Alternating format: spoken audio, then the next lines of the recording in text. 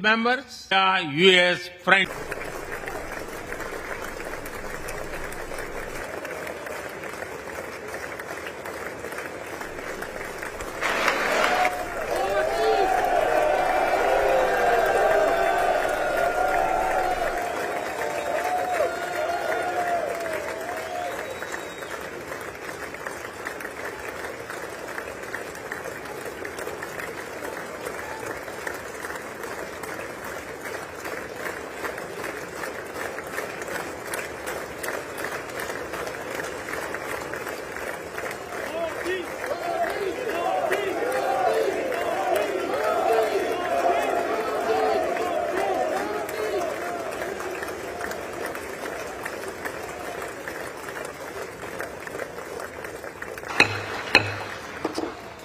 Members of Congress, I have the high privilege and distinct honor of presenting to you His Excellency Narendra Modi, the Prime Minister of the Republic of India.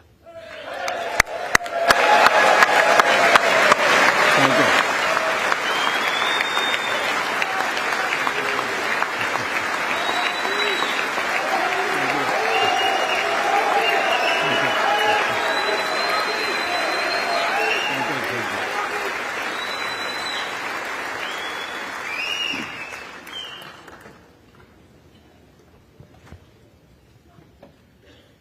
Mr. Speaker, Madam Vice President, distinguished members of the U.S. Congress, ladies and gentlemen, Namaskar.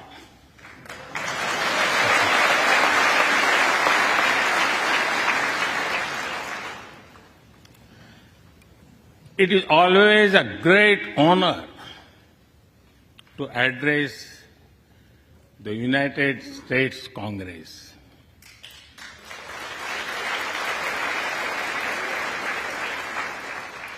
It is an exceptional privilege to do so twice.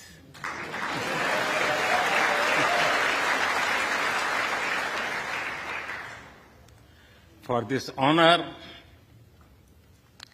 I extend my deepest gratitude on behalf of the 1.4 billion people of India.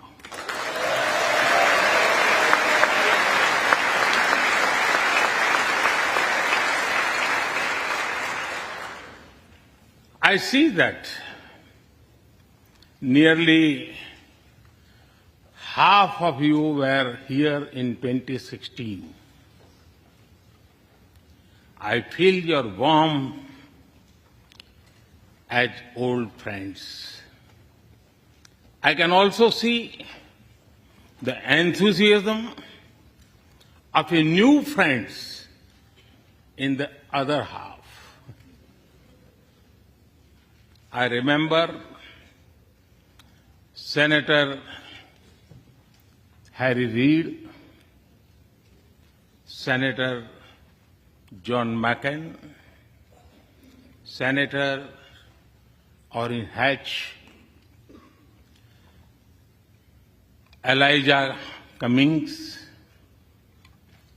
Elsie Hastings, and others who I met here in 2016 and who are sadly no longer with us. Mr. Speaker, standing here 7 Junes ago, that is the June when Hamilton swept all the awards, I said that the hesitations of history were behind us. Now, when our era is at a crossroads, I am here to speak about our calling for this century.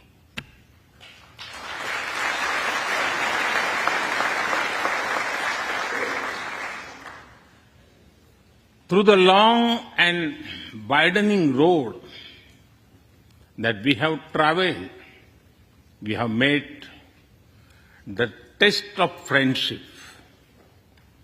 A lot has changed since I came here 7 summers ago. But a lot has remained the same, like our commitment to deepen the friendship between India and the United States.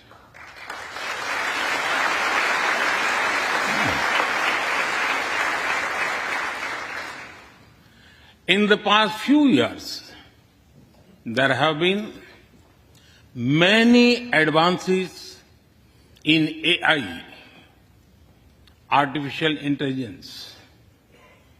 At the same time, there have been even more momentous development in another AI, America and India.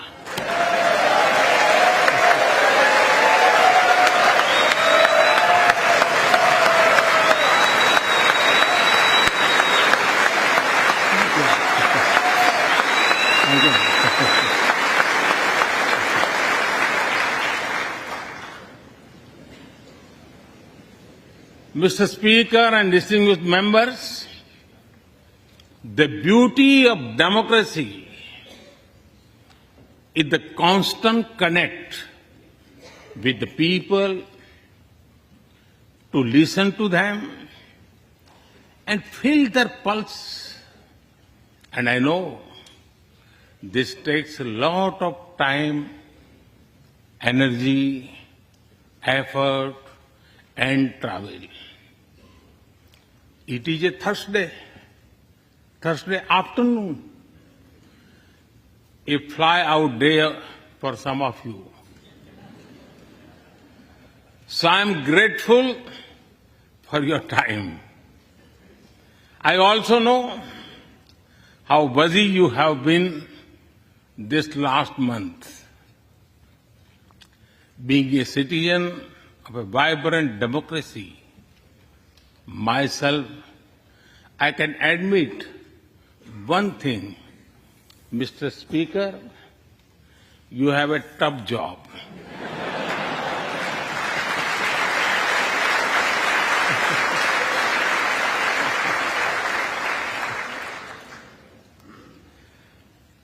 I can relate to the battles of patience, persuasion, and policy. I can understand the debate of ideas and ideology. But I am delighted to see you come together today to celebrate the bond between world's two great democracies, India and the United States. Thank you.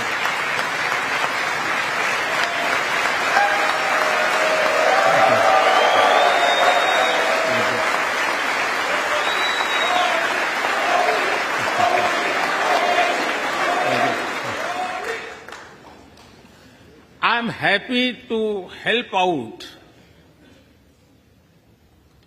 I'm happy to help out whenever you need a strong bipartisan consensus.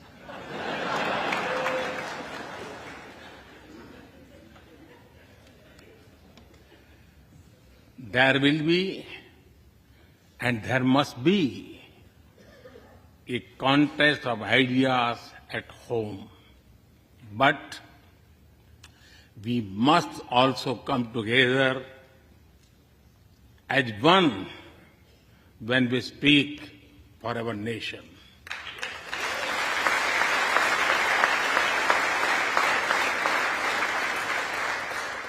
And you have shown that you can do it. Congratulations.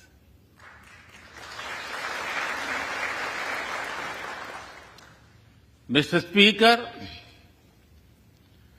the foundation of America was inspired by the vision of a nation of equal people.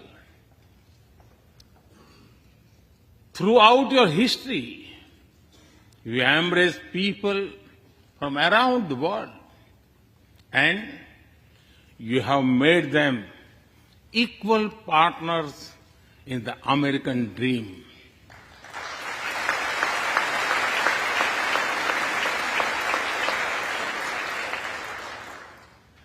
There are millions here who have roots in India. Some of them sit proudly in this chamber.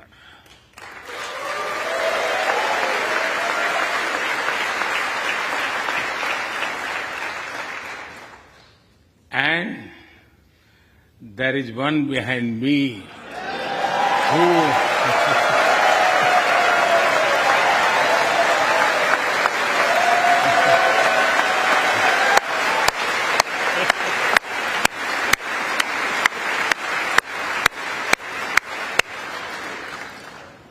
who had made history. I'm told that the Samosa caucus is now the flavor of the house.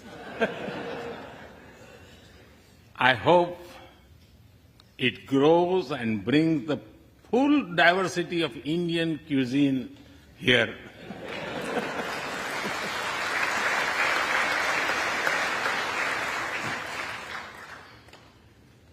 Over 2 centuries, we have inspired each other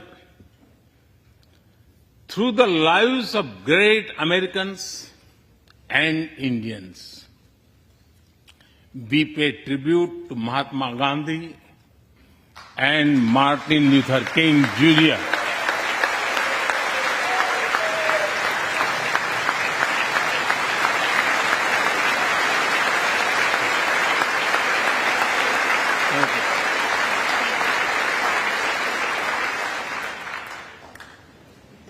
We also remember many others who work for liberty, equality, and justice.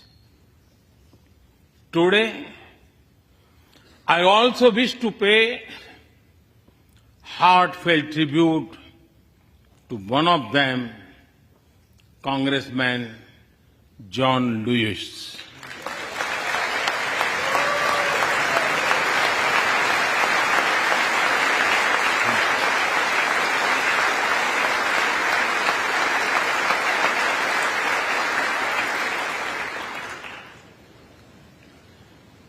Mr. Speaker, democracy is one of our sacred and shared values. It has evolved over a long time and taken various forms of systems. Throughout history, however, one thing has been clear. Democracy is the spirit that supports equality and dignity.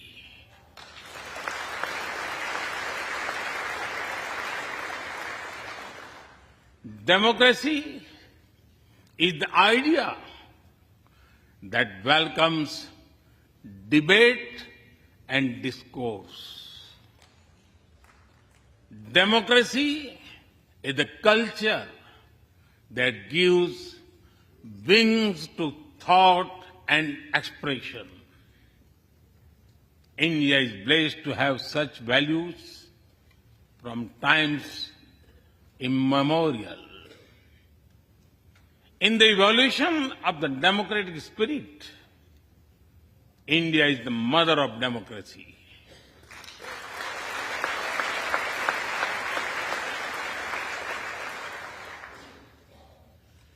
Millennia ago,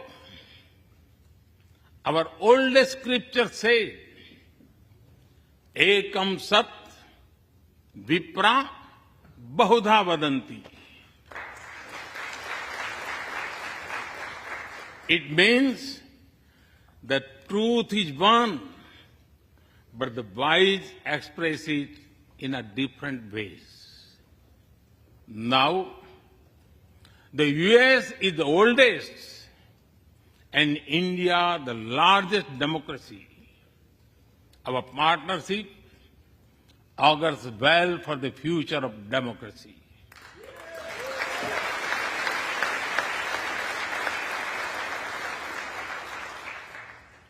Together, we shall give a better future to the world and a better world to the future.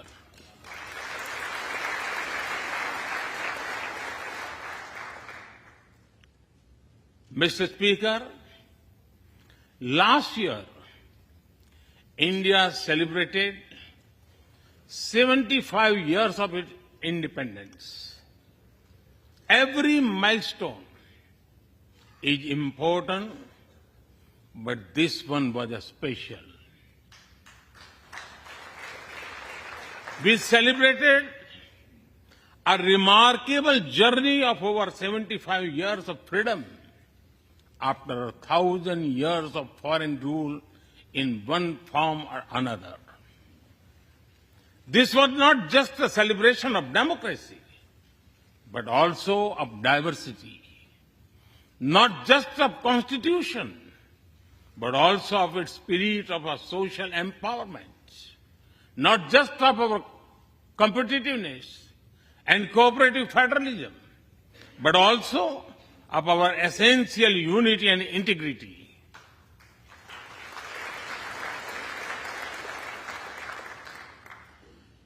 We have over 2,500 political parties.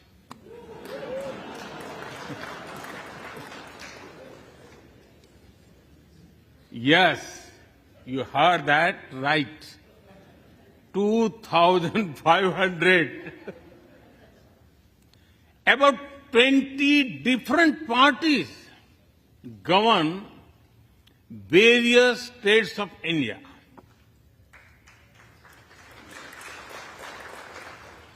We have 22 official languages and thousands of dialects, and yet we speak in one voice.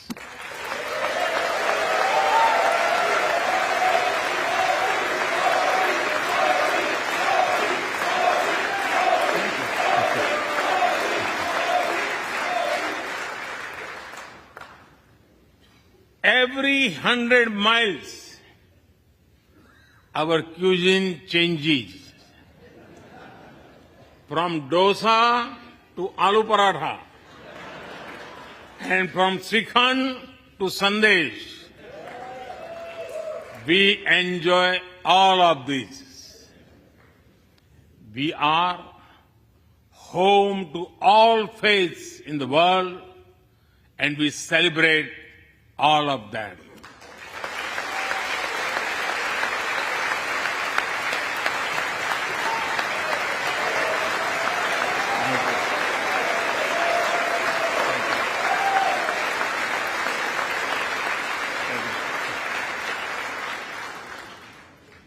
In India, diversity is a natural way of life. Today, the world wants to know more and more about India. I see that. Curiosity in this house too. We were honored to receive over 100 members of the US Congress in India over the last decade.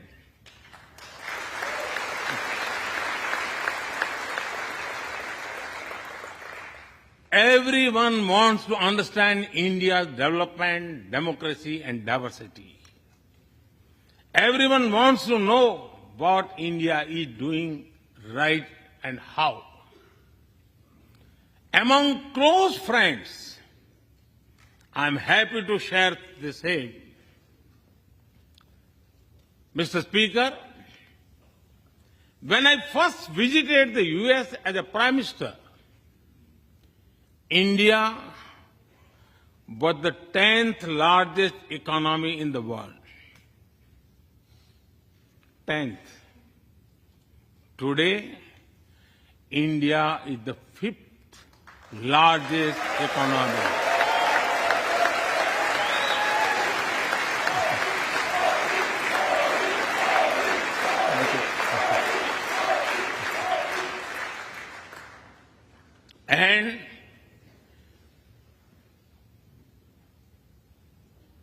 And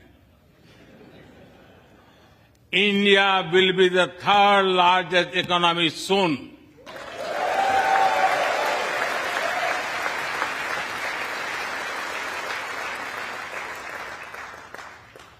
We are not only growing bigger, but we are also growing faster. When India grows, the whole world grows.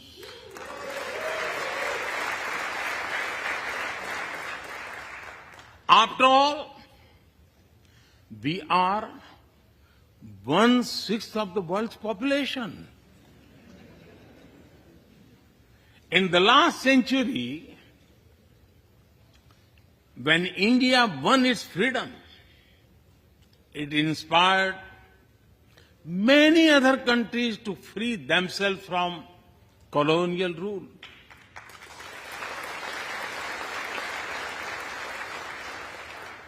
In this century, when India sets benchmark in growth, it will inspire many other countries to do the same.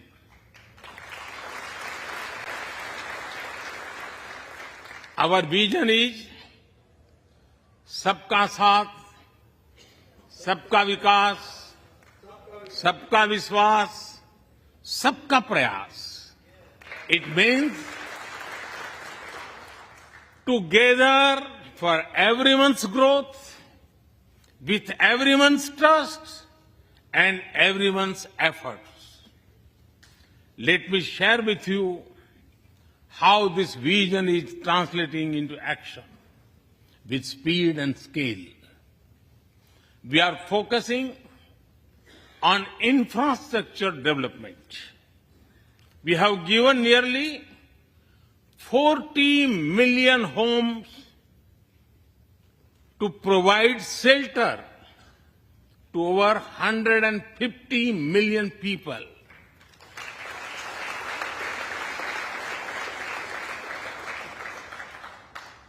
That is nearly 6 times the population of Australia.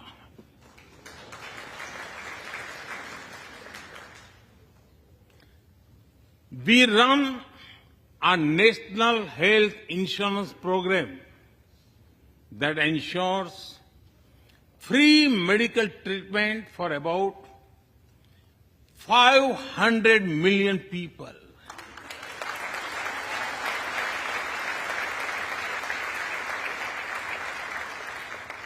$500 million people, that is greater than the population of South America.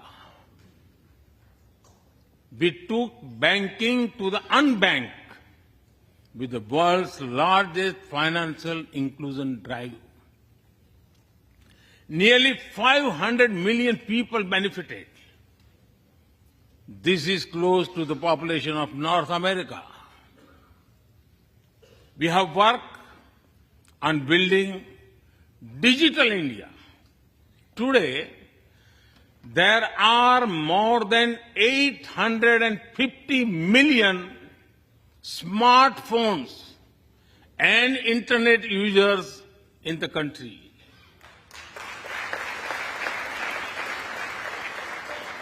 This is more than the population of Europe. We protected our people with 2.2 billion doses of made in India COVID vaccines.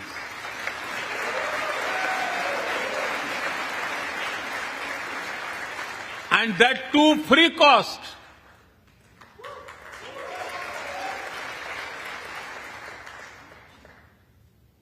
I may be running out of continent soon, so I will stop here. Distinguished members, the Vedas are one of the world's oldest scriptures. They are a great treasure of humanity composed thousands of years ago. Back then, women sages composed many verses in these Vedas.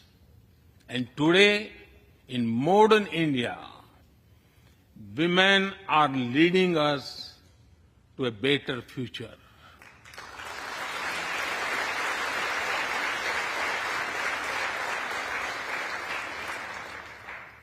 India's vision is not just of development which benefits women.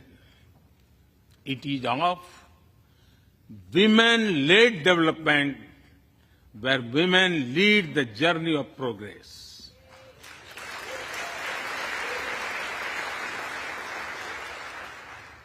A woman has risen from a humble tribal background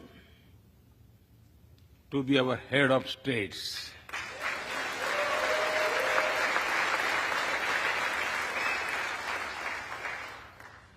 Nearly 1.5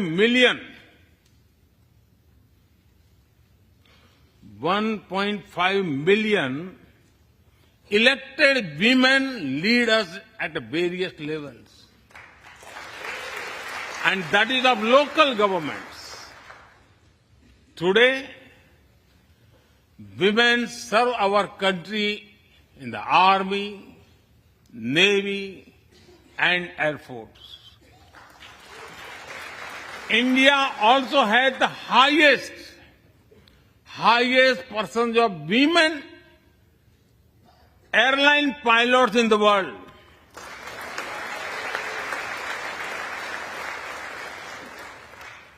And they have also put us on Mars by leading our Mars mission. I believe that investigating in a girl child lifts up the entire family. Empowering women transforms the nation.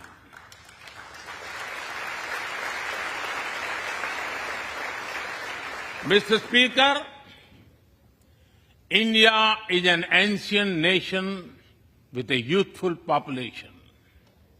India is known for its traditions, but the younger generation is also making a hub of technology, be it creative reels on Insta or real-time payments.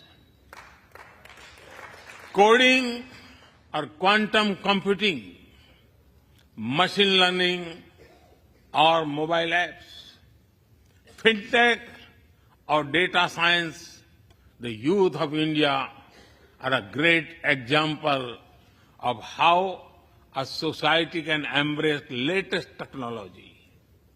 In India, technology is not about innovation, but also about inclusion.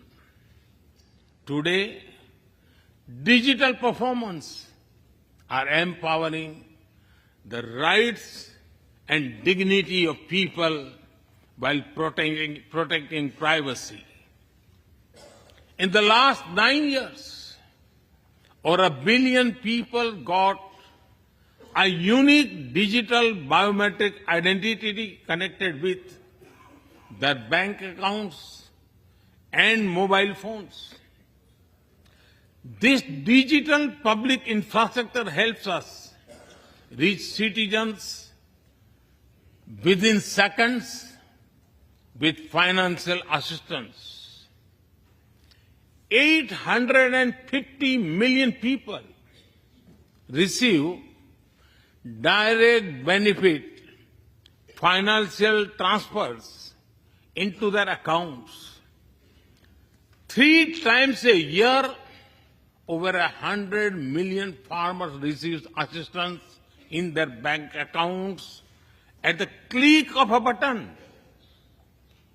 The value of such transfer has crossed $320 billion. And we have saved over $25 billion in the process. If you visit India, you will see everyone is using phones for payments, including street vendors. Last year, out of every 100 real-time digital payments in the world, 46 happened in India.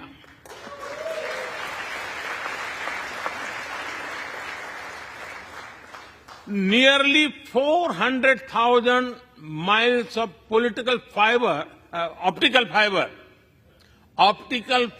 cables and cheap data have ushered in a revolution of opportunities. Farmers check weather updates. The elderly get social security payments. Students access scholarships.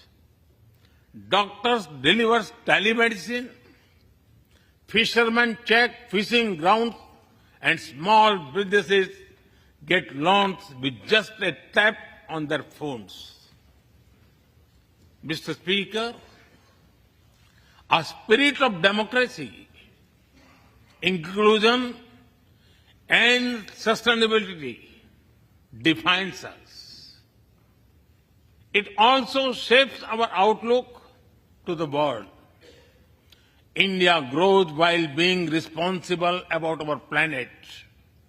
We believe, Mata Bhumihi Putro Aham Prithviya. This means the earth is our mother and we are her children. Indian culture deeply respects the environment and our planet.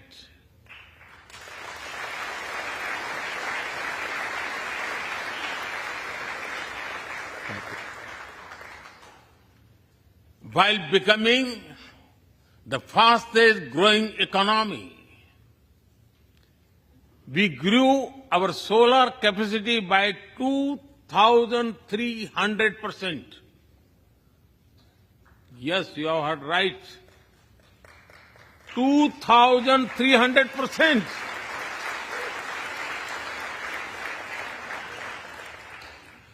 We became the only G20 country to meet its Paris commitment.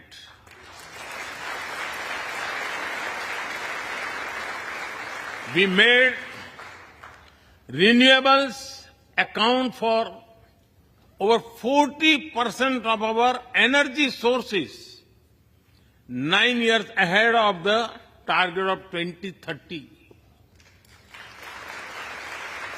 But we did not stop there. At the Glasgow summit, I proposed Mission Life, lifestyle for environment.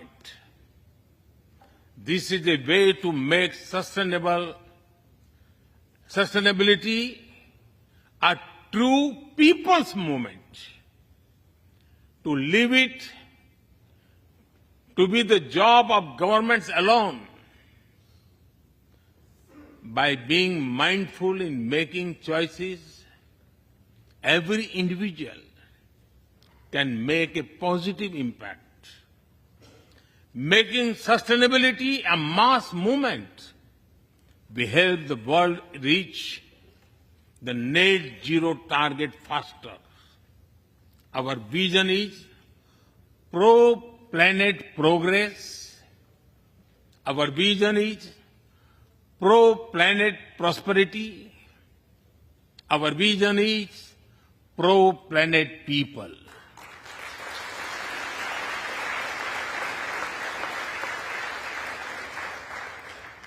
Mr. Speaker, we live by the motto of Vasudhaiv Kutumbakam, or the world is one family.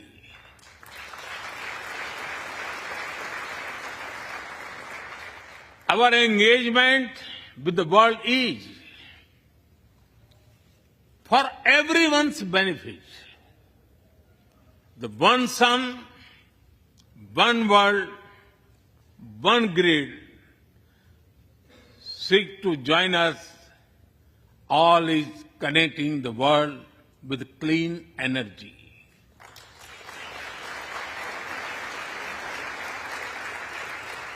One Earth, One Health is a vision for global action to bring quality health care to everyone, including animals and plants. The same spirit is also seen in the theme when we chair the G20, One Earth, One Family, One Future. We advance the spirit of unity through yoga as well. Just yesterday, the whole world came together to celebrate the International Day of Yoga.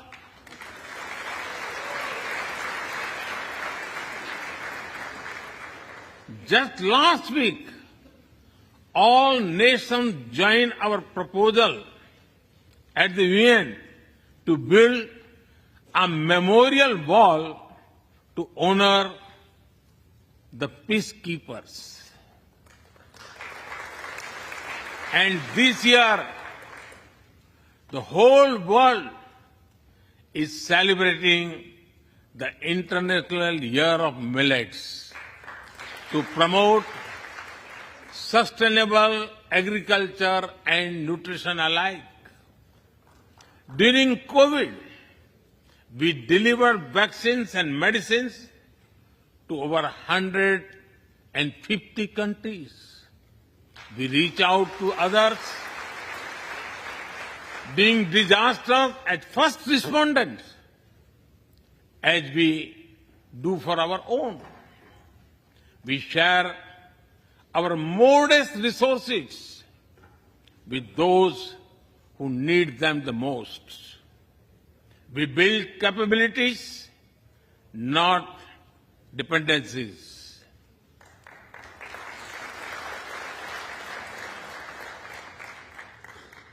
Mr. Speaker, when I speak about India's approach to the world, the United States occupy a special place.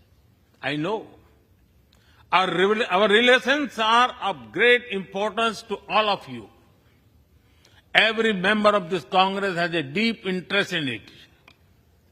When defense and aerospace in India grow, industries in the state of Washington, Arizona, Georgia, Alabama, South Carolina, and Pennsylvania thrive.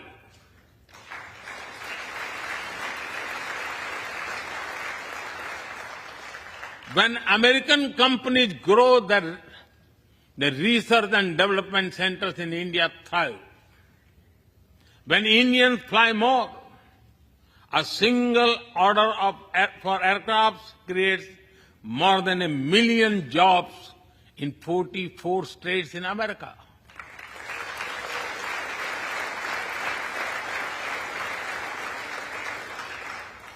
When an American phone makers invest in India, it creates an entire ecosystem of jobs and opportunities in both countries. When India and US work together on semiconductors and critical minerals, it helps the world in making supply chains more diverse, resilient, and reliable.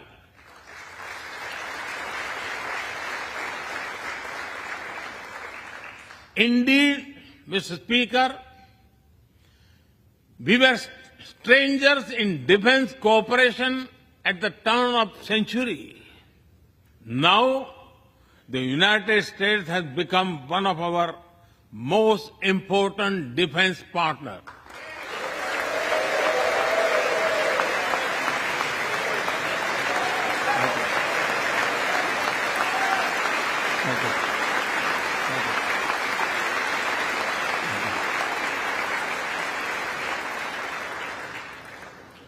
Today, India and the US are working together in space and in the seas, in science and in semiconductors, in startups and sustainability, in tech and in trade, in farming and in finance, in art and artificial intelligence, in energy and education, in healthcare and humanitarian efforts. I can go on and go on, but to sum up it, I would say the scope of our cooperation is endless. The potential of our synergies is limitless. And the chemistry in our relations is effortless.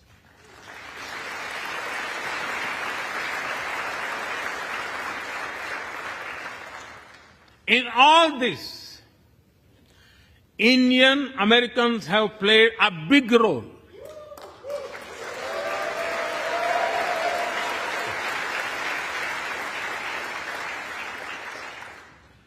They are brilliant in every field, not just in spelling bee.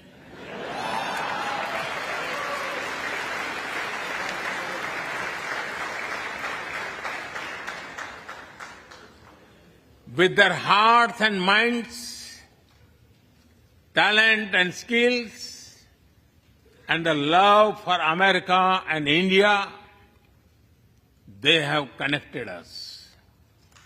They have unlocked doors. They have shown the potential of our partnership.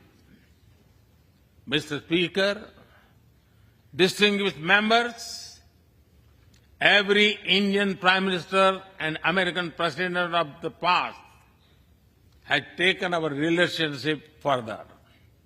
But our generation has to honor of taking it a greater heights.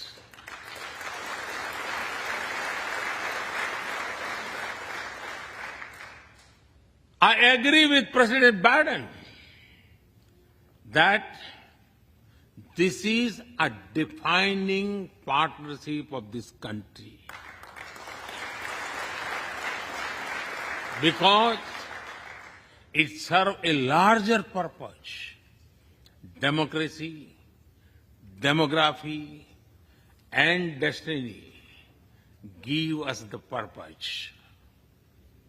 One consequence of globalization has been to cover over concentration of supply chains. We will work together to diversify, decentralize, and democratize supply chains.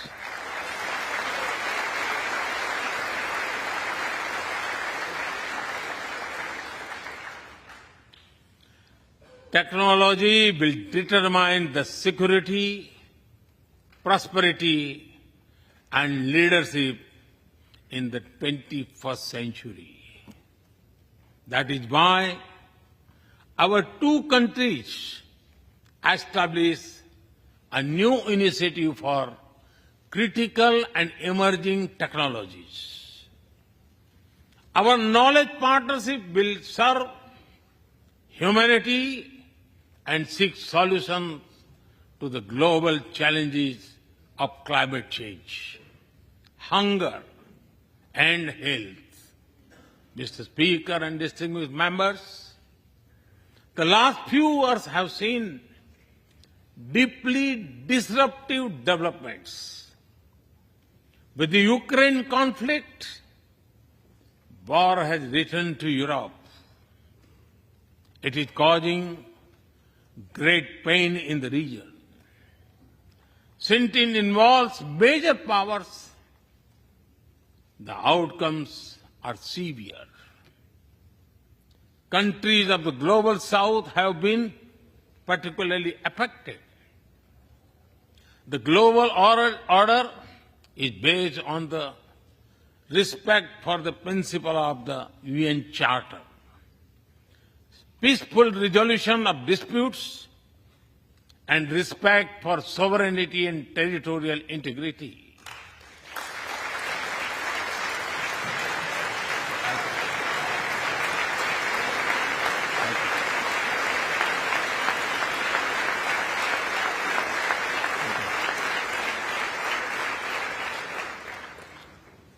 As I have said directly and publicly, this is not an era of war.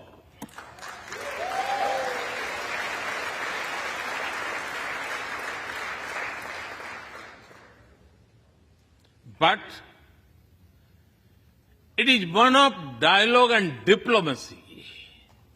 And we all must do what we can to stop the bloodshed and human suffering.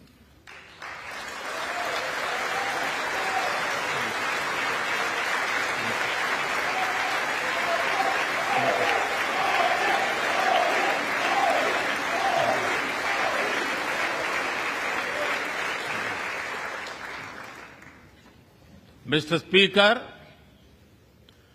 the dark clouds of coercion and confrontation are casting their shadow in the Indo-Pacific. The stability of the region has become one of the central concerns of our partnership. We share a vision of a free, open, and inclusive Indo-Pacific.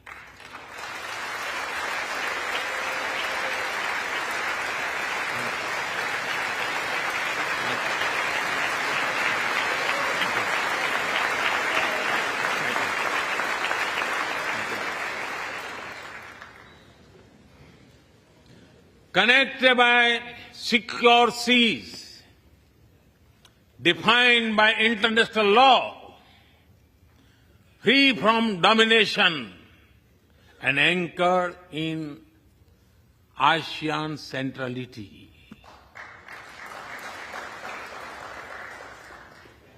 A region where all nations, small and large, are free and fearless in their choices, where progress is not suffocated by an impossible burdens of debt.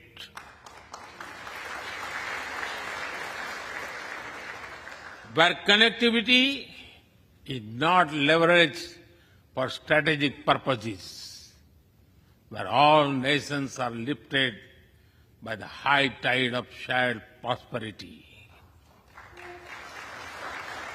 Our vision does not seek to content or exclude, but to build a cooperative region of peace and prosperity.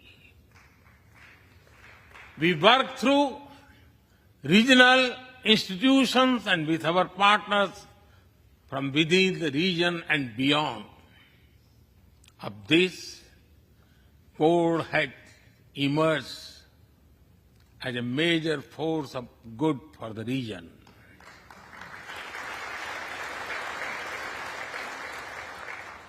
Mr. Speaker, more than 2 decades after 9/11 and more than a decade after 26/11 in Mumbai,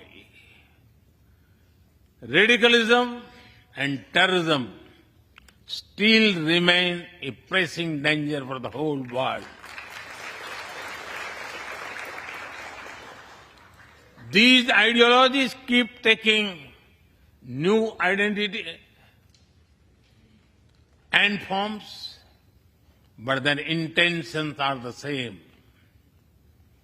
Terrorism is an enemy of humanity, and there can be no ifs and buts in dealing with it.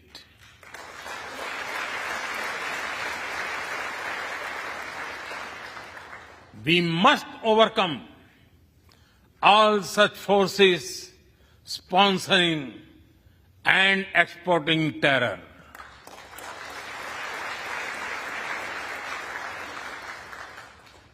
Mr. Speaker,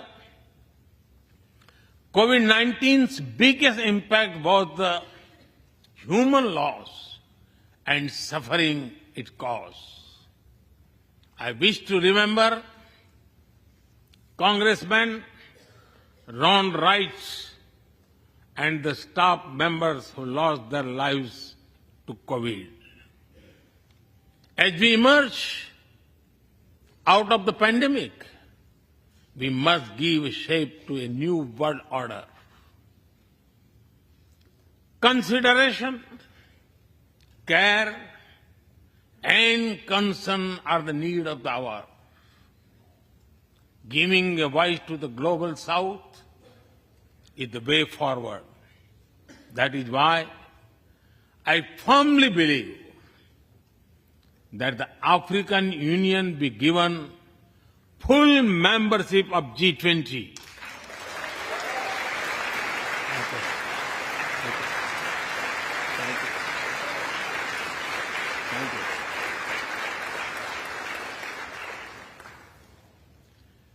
We must revive multilateralism and reform multilateral institutions. With better resources and representation that applies to all our global institutions of governance, especially the United Nations. When the world has changed, our institutions too must change, or risk getting replaced by a world of rivalries without rules. In working for a new world order based on international law, our two countries will be at the forefront as partners.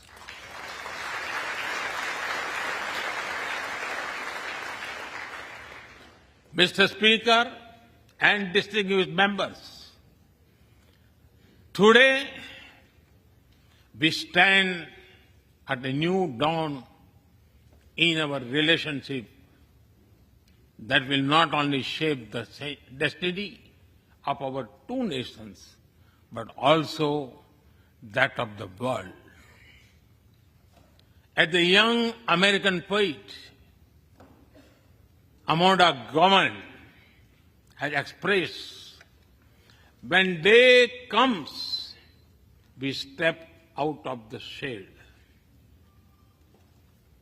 aflame and unafraid. The new dawn blooms as we free it. For there is always light if only we are brave enough to see it.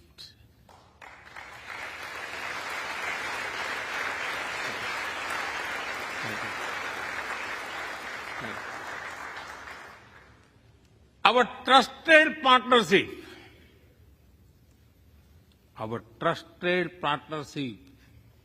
is like the sun in this new dawn that will spread light all around.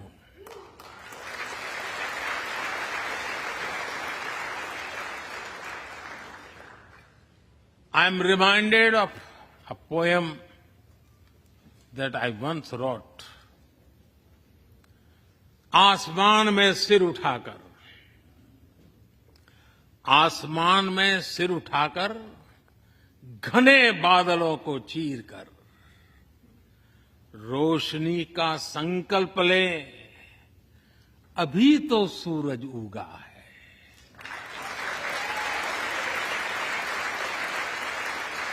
अभी तो सूरज उगा है। दृढ़ निश्चय के साथ चलकर, दृढ़ निश्चय के साथ चलकर, हर मुश्किल को पार कर, घोर अंधेरे को मिटाते, घोर अंधेरे को मिटाने अभी तो सूरज उगा है।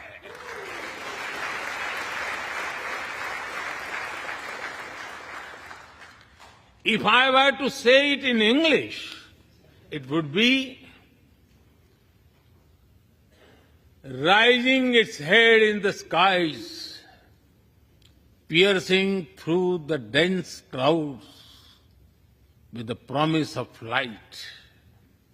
The sun has just risen, armed with a deep resolve, overcoming all the odds to dispel the forces of darkness. The sun has just risen.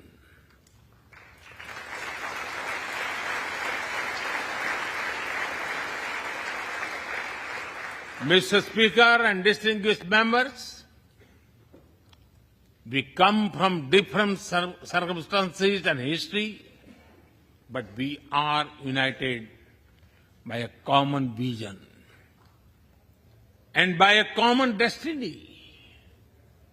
When our partnership progresses, economic resilience increases, innovation grows, science flourishes, knowledge advances, humanity benefits, our seas and skies are safer, democracy will shine brighter, and the world will be a better place.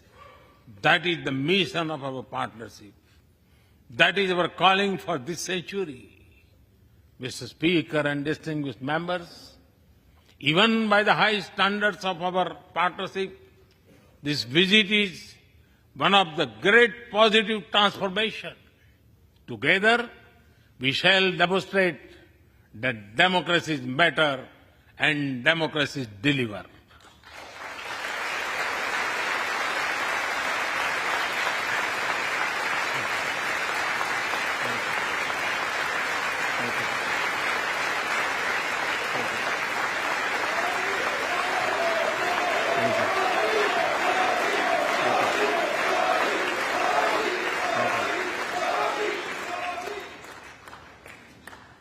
I count on your continued support to the India-US partnership. When I was here in 2016, I said that our relationship is primed for a momentous future. That future is today.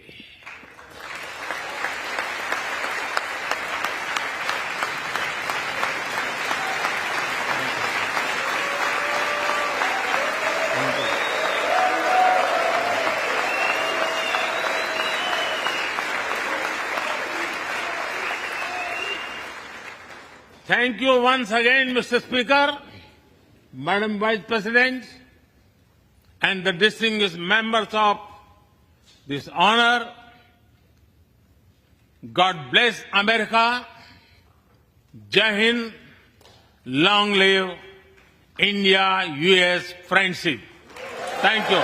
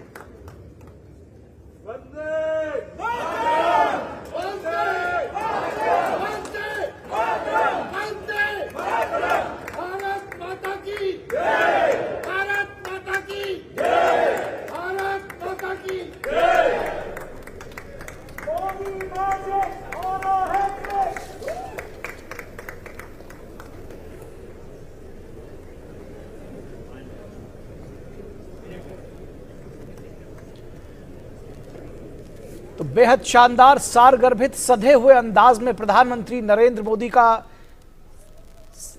भाषण अमेरिकी संसद के दोनों सदनों के संयुक्त सत्र को संबोधित किया। प्रधानमंत्री नरेंद्र मोदी ने ऐतिहासिक क्षण है और इस समय कुछ जो सीनेटर्स हैं, जो कांग्रेसमैन हैं, वो प्रधानमंत्री से ऑटोग्राफ भी लेते हुए, जिस तरह से प्रधानमंत्री का स्वागत किया गया, जिस तरह से उनका इस्तकबाल किया गया, वो अभूतपूर्व है। प्रधानमंत्री नरेंद्र मोदी का मोदी मोदी के नारों के साथ स्वागत किया गया अमेरिका के सदन में। ये देखना हर एक भारतीय के लिए गौरव का क्षण है और अभूतपूर्व है। देखिए, प्रधानमंत्री अमेरिकी सांसदों से घिरे हुए हैं और कुछ लोगों को ऑटोग्राफ भी देते हुए।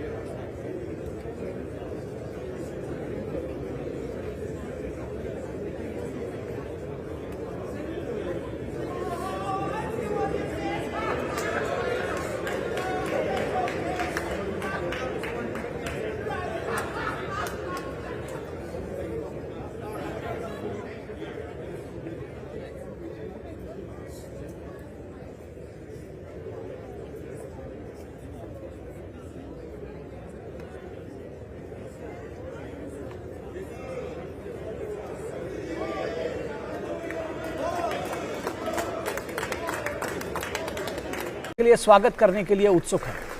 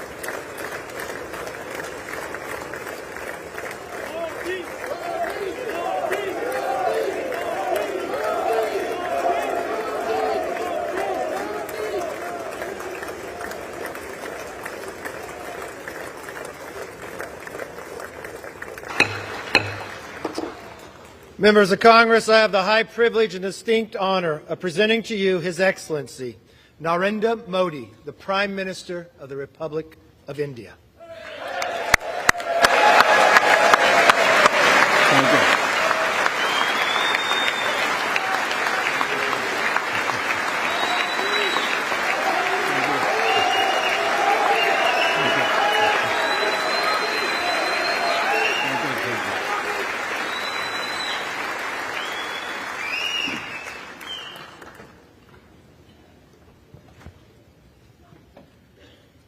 Mr. Speaker, Madam Vice President, distinguished members of the U.S. Congress, ladies and gentlemen, Namaskar.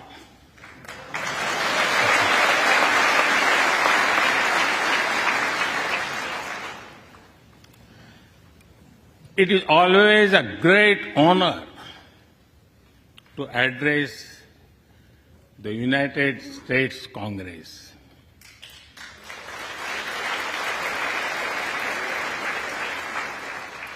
It is an exceptional privilege to do so twice.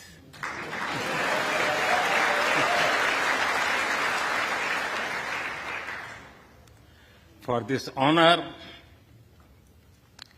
I extend my deepest gratitude on behalf of the 1.4 billion people of India.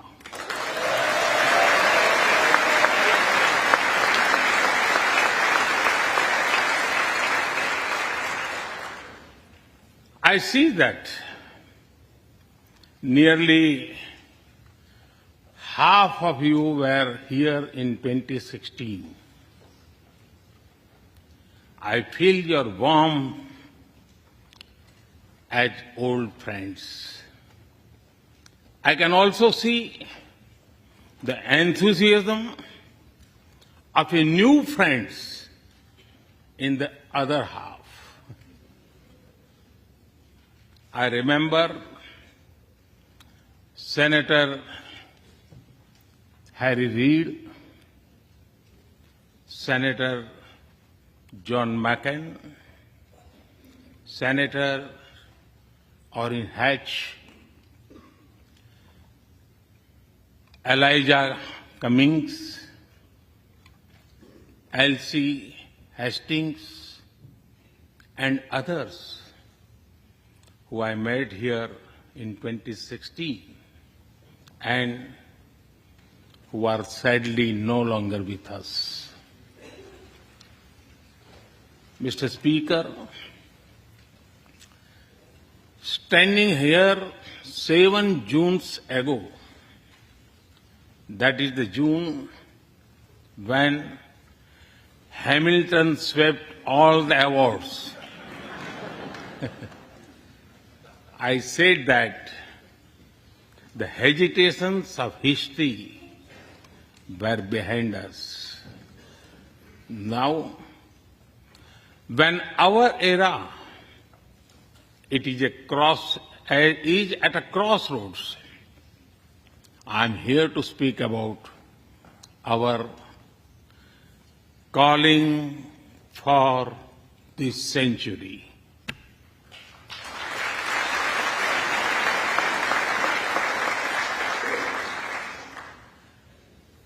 Through the long and widening road that we have traveled, we have made the test of friendship. A lot has changed since I came here 7 summers ago. But a lot has remained the same, like our commitment to deepen the friendship between India and the United States.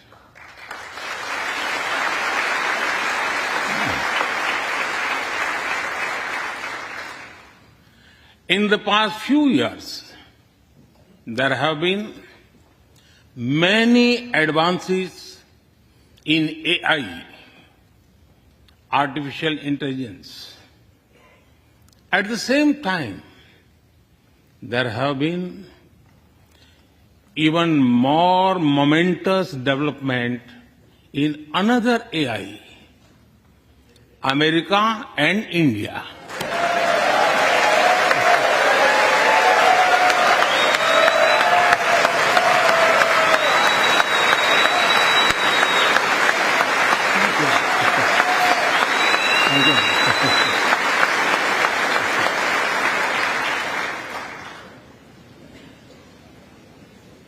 Mr. Speaker and distinguished members, the beauty of democracy